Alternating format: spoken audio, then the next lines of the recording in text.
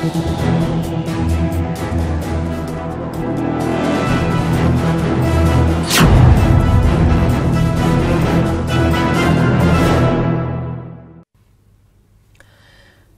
Bulletin में आपका स्वागत है। आपके साथ मैं हूं जीनत सिद्दीकी। शुरुआत करेंगे खबरों की और बाद सियासी खबरों की। पहले करेंगे प्रियंका गांधी के यूपी दौरे का आज आखिरी दिन है। गंगा की लहरों के जरिए वोटरों के दिल में उतरने में लगी प्रियंका गांधी का काफिला पीएम मोदी के गढ़ काशी पहुंचेगा। प्रियंका सबसे पहले पूर्व प्रधानमंत्री लाल बहादुर शास्त्री के आवास जाकर उन्हें श्रद्धांजलि अर्पित करेंगी।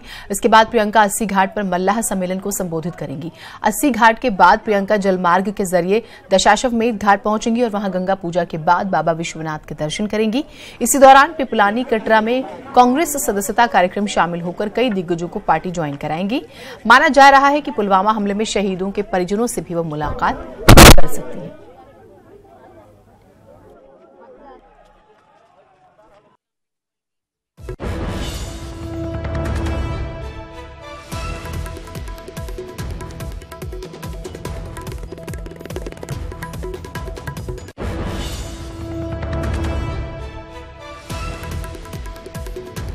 तो आज क्या कुछ शेड्यूल रहने वाला है वो हम लगातार आपको जानकारी दे रहे हैं। और प्रियंका गांधी का ये दौरा काफी चर्चा है। जो तरीका उन्होंने अपनाया उसके बाद से दौरा उनका काफी चर्चा में है। तो गंगा की लहरों के जरिए वोटरों के दिल में उतरने की कोशिश में लगी हुई हैं। पीएम मोदी के गढ़ आज काशी पहुंचेगा इनका काफिला। प्रियंका सबसे पहले पूर्व प्रधानमंत्री लाल बहादुर शास्त्री के आवास जाकर उन्हें श्रद्धांजलि अर्पित करेंगी। इसके बाद प्रियंका 80 घाट पर मल्लाह सम्मेलन को संबोधित भी करेंगी। 80 घाट के बाद प्रियंका जलमार्ग के जरिए दशाश्वमेध घाट पहुंचेंगी और वहां गंगा पूजा के बाद बाबा विश्वनाथ के दर्शन करेंगी। इसी दौरान पिपलानी कटरा में कांग्रेस सदस्यता कार्यक्रम में शामिल होकर कई दिग्गजों को पार्टी भी ज्वाइन कराएंगी। वैसे माना यह भी जा रहा है कि पुलवामा हमले में जो शहीद हुए हैं उनके परिवारों से भी वो मुलाकात कर सकती है।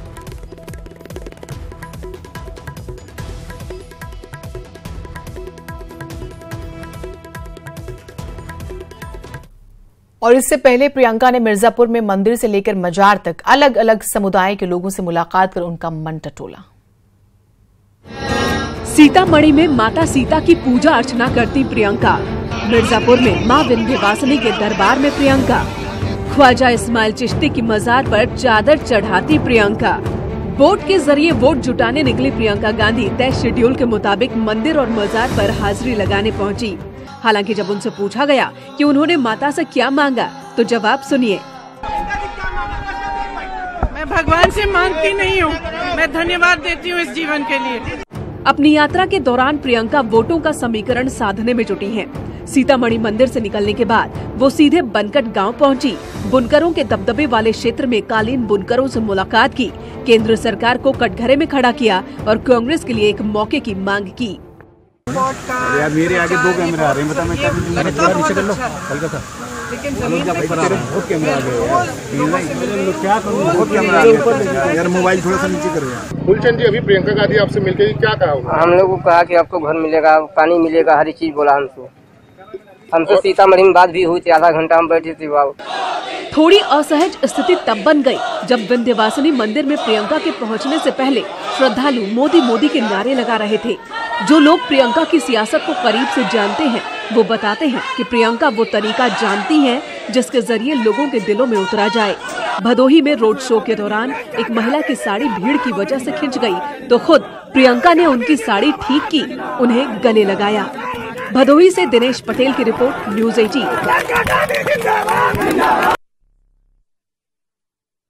जुड़े हुए नीतीश, पिछले 2 दिनों में हमने देखा कि जिस तरीके की एक्टिविटीज प्रियंका गांधी की रही बहुत ज्यादा चर्चा में रही। आज क्योंकि वो काशी में रहने वाली हैं, क्या कुछ खास हो सकता है या क्या कुछ शेड्यूल है?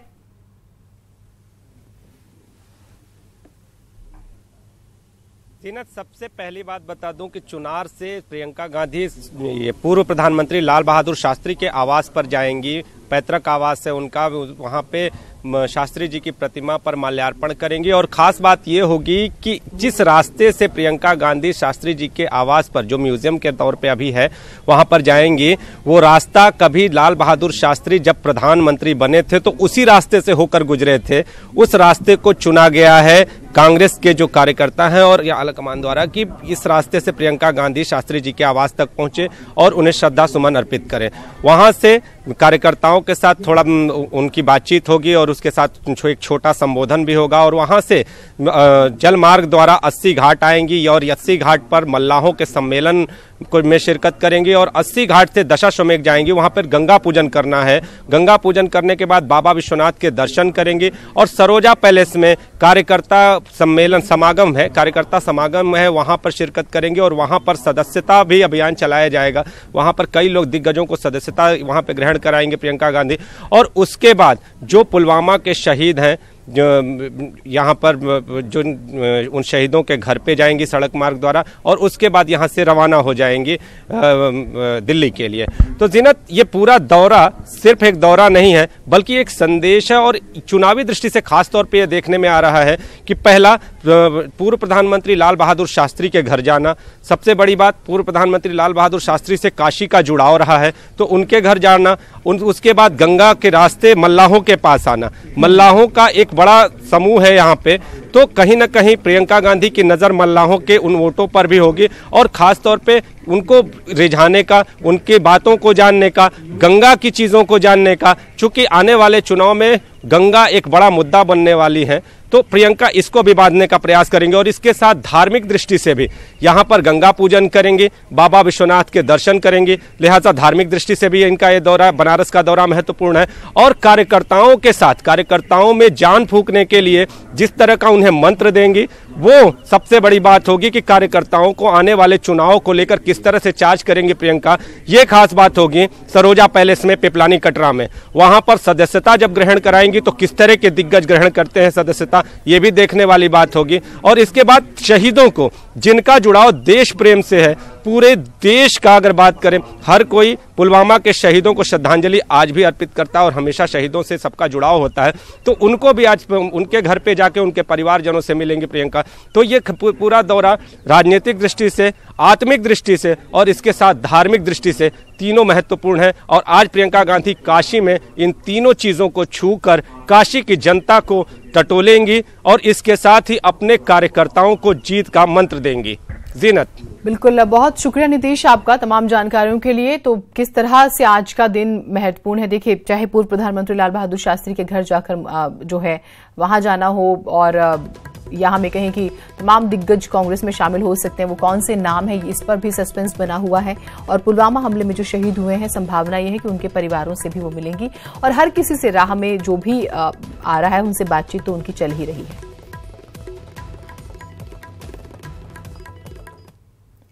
मंगलवार देर रात तक चली मैराथन बैठक में भी बीजेपी उम्मीदवारों पर फैसला नहीं हो पाया। बीजेपी केंद्रीय चुनाव समिति की बैठक में प्रधानमंत्री नरेंद्र मोदी, पार्टी अध्यक्ष अमित शाह, नितिन गडकरी, सुषमा स्वराज समेत अन्य वरिष्ठ नेता मौजूद रहे। सूत्रों के मुताबिक बैठक में उत्तर पूर्व के 7 राज्यों समेत बिहार, महाराष्ट्र, आंध्र और तेलंगाना के लिए उम्मीदवारों के नाम फाइनल किए गए। वैसे माना जा रहा है कि आज या होली के बाद बीजेपी यूपी में प्रत्याशियों के नाम फाइनल कर देगी। कांग्रेस अब तक 146 सीटों पर उम्मीदवारों के नाम फाइनल कर चुकी है।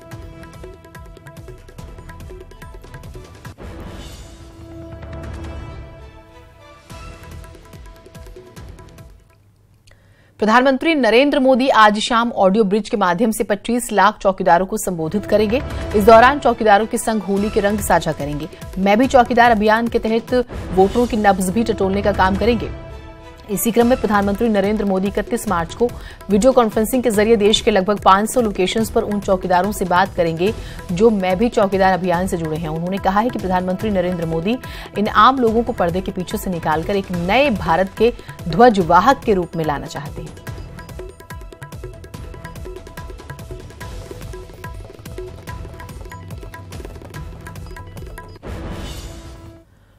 पूर्व मुख्यमंत्री अखिलेश यादव ने महागठबंधन का नया लोगो जारी किया है। इस नए लोगो में बड़े बड़े अक्षरों में साथी लिखा गया है और नीचे लिखा है महागठबंधन से महापरिवर्तन। एक तरफ हाथी की सूंड है और दूसरी तरफ साइकिल का पहिया बनाया गया है। लोगो में सपा के चुनाव चिन्ह साइकिल से सा और बसपा के चुनाव चिन्ह हाथी से थी लेकर साथी बनाया गया है। लोगो में साइकिल का पहिया और हाथी की सूंड को आपस में जोड़ते हुए नया नारा दिया गया है, महागठबंधन से महापरिवर्तन। अखिलेश यादव ने ट्वीट कर लोगो बनाने वाली टीम को बधाई देते हुए कहा है कि वो गठबंधन के नए लोगों से काफी प्रभावित हुए हैं। यूपी में 25 साल बाद सपा बसपा मिलकर चुनाव मैदान में है।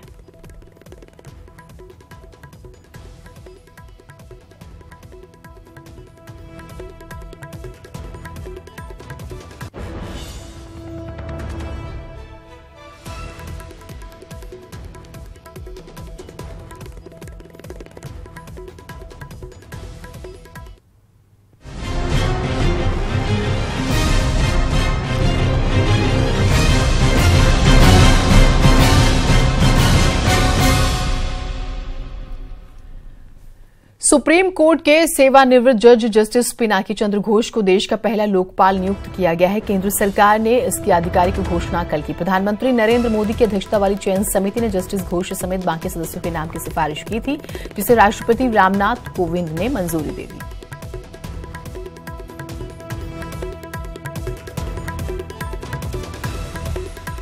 तो कौन है जस्टिस पिनाकी, आपको जानकारी दे दें। 1952 में जन्म हुआ जस्टिस शंभू चंद्र घोष के बेटे हैं। 1997 में कोलकाता हाईकोर्ट में जज बने।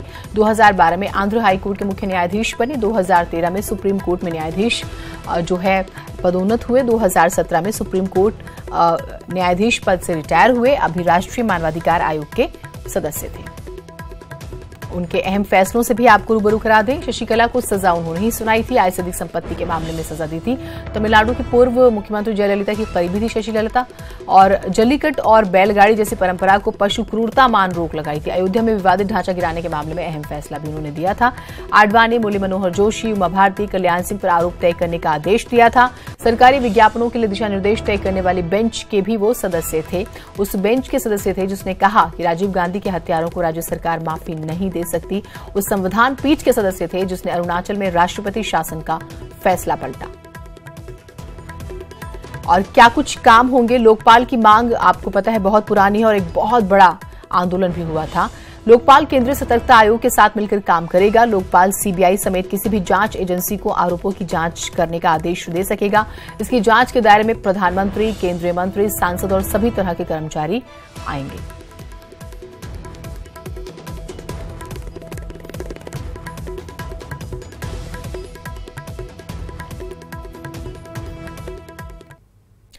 दंतेवाड़ा में शहीद सीआरपीएफ के हेड कांस्टेबल शशिकांत तिवारी का पार्थिव शरीर देर रात उनके गृह जिले उन्नाव पहुंचा। जैसे ही शहीद जवान का पार्थिव शरीर पहुंचा, एक बार पूरे इलाके में आंसुओं का सैलाब उतर आया।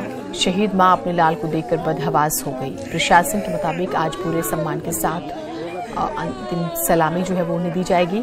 साथ ही परिवार के लिए 20 लाख रुपए, एक नौकरी के साथ हर संभव मदद की जाएगी। शशिकांत सीआरपीएफ की 231वीं बटालियन में तैनात थे।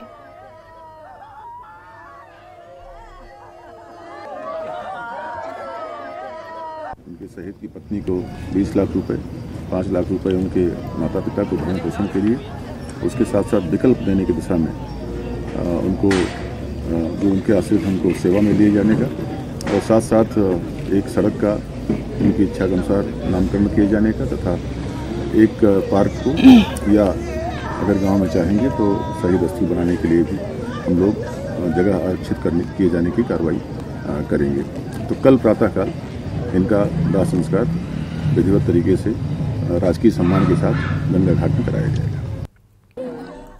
तो कल परिवार के पास जो है पार्थिव शरीर पहुंचा। तस्वीरें बहुत ही विचलित करने वाली, क्योंकि कोई भी इस तरह से वापसी हो ऐसी ख्वाहिश नहीं करता। और देखिए, जिसने सुना, जैसे सुना, सब की स्थिति आप देख रहे हैं। सब रो रहे हैं, बिलख रहे हैं। और मार्च के आखिर में आने वाले थे वापस, जो है पोस्टिंग जो है यहीं उत्तर प्रदेश में ही होने वाली थी। मुख्यमंत्री योगी आदित्यनाथ का इस बार का गोरखपुर दौरा पूरी तरह से होली के रंगों में सराबोर होगा, लेकिन चुनावी मौसम है तो जाहिर है जाने अनजाने राजनीति की बातें भी हो ही जाएंगी।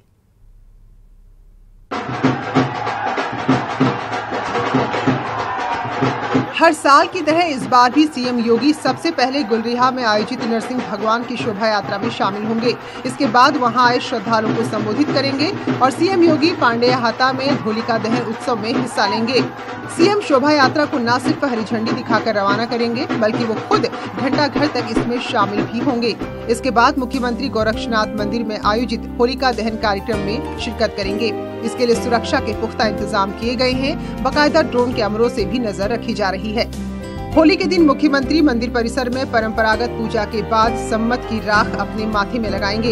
इसके बाद 7 दशक से अधिक समय से हो रहे नरसिंह शोभा यात्रा की अगुवाई करने के लिए घंटाघर पहुंचेंगे और पूजा अर्चना के बाद जुलूस की अगुवाई करेंगे। इसके बाद मुख्यमंत्री गोरक्षनाथ मंदिर में आयोजित फगुआ कार्यक्रम में शिरकत करेंगे और मंदिर के चबूतरे पर मंदिर के लोगों के साथ फगुआ भी गाएंगे। अभी तक योगी गोरक्ष पीठाधीश्वर के रूप में जुलूस की अगुवाई करते थे, लेकिन दूसरी बार वो सीएम के रूप में जुलूस में शामिल होंगे। इस बीच होली पर सरकार ने यात्रियों को पिंक बस सेवा का तोहफा दिया है, जिसमें गोरखपुर राप्ती नगर डिपो को पिंक बस सेवा की 6 बसें मिल गई हैं। ये बसें लखनऊ, शक्तिनगर और प्रयागराज के लिए चलाई जा रही हैं। इस हाईटेक पिंक बस में महिलाओं की सुरक्षा के साथ साथ मनोरंजन के भी पुख्ता इंतजाम है। लोगों ने इसके लिए सरकार को बधाई दी है। सरकार ने हम महिलाओं के लिए बहुत अच्छा सा सुविधा दे दिया है, जो कि रास्ते में भी हम लोग सुरक्षित हैं। अगर कोई हम लोग के ऊपर कोई दिक्कत आ रही है तो तुरंत हम लोग ये लाल वाला बटन दबाएंगे। पिंक सेवा महिलाओं के लिए एक सबसे अच्छी सेवा है, जिसमें यहाँ से बस्ती, हरैया, फैजाबाद से सवारियाँ उठाई जाएंगी, जो सिर्फ महिलाओं के लिए चलाई जा रही है। इस बार होली के साथ लोकसभा चुनाव भी है, सो मुख्यमंत्री के मंच पर रहने से लोगों के बीच एक बड़ा संदेश जरूर जाएगा। Bureau report, news 18। बरसाना और नंदगांव के बाद होली का धमाल मथुरा में भी दिखा। रंग, गुलाल, फूल और नाच गानों के साथ हुरियारों ने भगवान कृष्ण की जन्मस्थली पर खूब धूम मचाई और पूरा जन्मस्थान परिसर राधा कृष्ण की प्रेम भरी होली के रंग में रंग गया। तो रंगों के त्योहार होली में राजनीतिक रंग चढ़ने लगा है। प्रधानमंत्री नरेंद्र मोदी का मुखौटा इस समय होली के बाजारों की पहली पसंद बन गया। ये हाल तब है जब इसकी कीमत दूसरे मुखौटों की तुलना में ज्यादा है। मोदी मुखौटे की कीमत का हम जिक्र करें मुखौटे की, वो सबसे ज्यादा है, जबकि दूसरों की कीमत फिर भी कम है।